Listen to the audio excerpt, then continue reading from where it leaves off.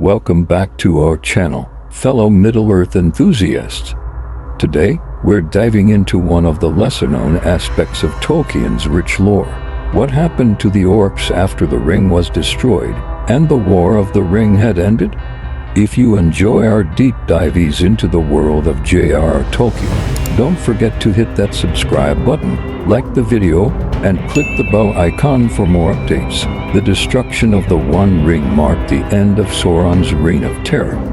With the Dark Lord vanquished, the power that held his armies together was broken. But what about the orcs, his twisted servants? Let's explore their fate in the aftermath of Sauron's fall. Firstly, it's important to understand the nature of orcs. Created by the dark powers, corrupted from elves or men, the orcs were bred for war, cruelty, and obedience to their dark masters. Without Sauron's iron fist, they were left leaderless and directionless. In the immediate aftermath of the ring's destruction, many orcs were simply scattered and disoriented. In Mordor, the collapse of Barad-dûr and Mount Doom created chaos. Some orcs perished in the cataclysm, while others fled into the wilderness, no longer driven by Sauron's will. Throughout Middle-earth, the remnants of Sauron's forces faced different fates. In the north, the orcs of Mount Gundabad and the Misty Mountains continued to pose a threat. They retreated to their mountain strongholds, becoming more like bandits and raiders rather than a unified army. King Aragorn, now Elisir, initiated campaigns to hunt down these scattered orc bands. The Rangers of the North, along with the forces of Gondor and Rohan, were instrumental in driving them out of their hiding places. However, complete eradication was a daunting task. In the east, beyond the reach of Gondor, the orcs of Mordor faced their own struggles. Leaderless, and with the fall of their master, they turned on each other. Internal conflicts and power struggles led to many orcs perishing at the hands of their kin. It wasn't just external threats that led to their decline. Orcs were creatures of darkness, and without a dark power to unify and sustain them, their numbers dwindled.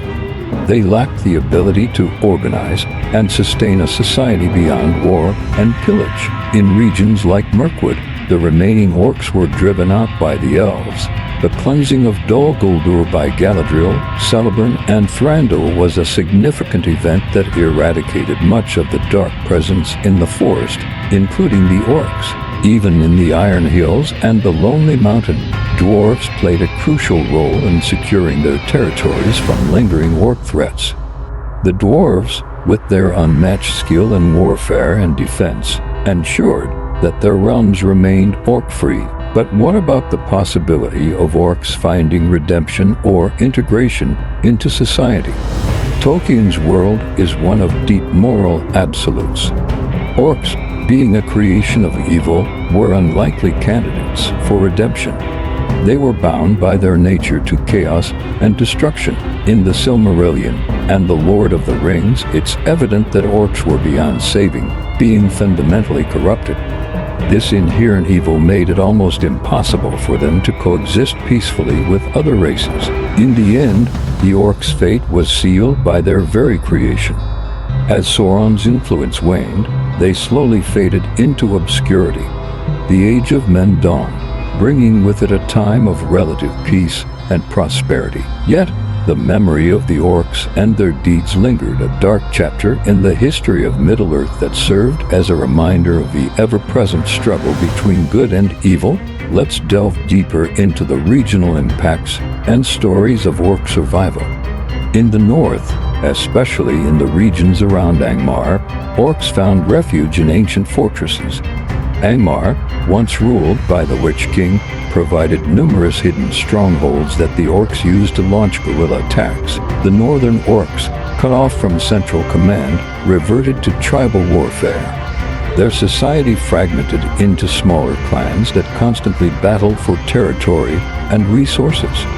This constant infighting further weakened their ability to pose a significant threat. In the east, Ron and Khand harbored orc remnants.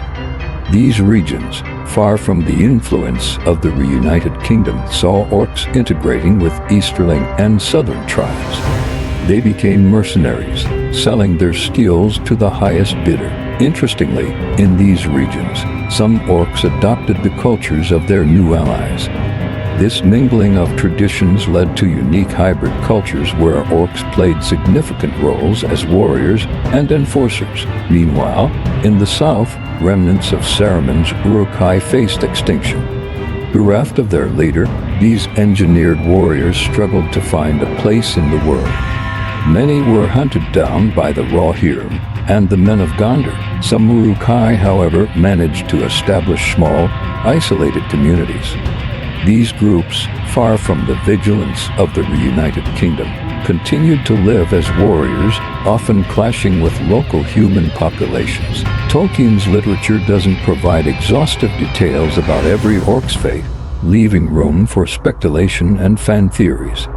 Some fans believe that orcs might have sought refuge in the unexplored corners of Middle-earth, living in secrecy and adapting to new ways of survival. These theories add depth to the already rich tapestry of Middle-earth's post-warrior.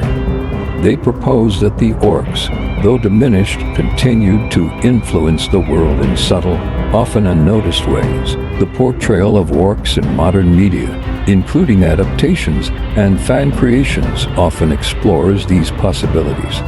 From video games to fan fiction, the legacy of the orcs lives on, capturing the imagination of new generations. These stories and interpretations keep the spirit of Tolkien's work alive, demonstrating the lasting impact of his creations.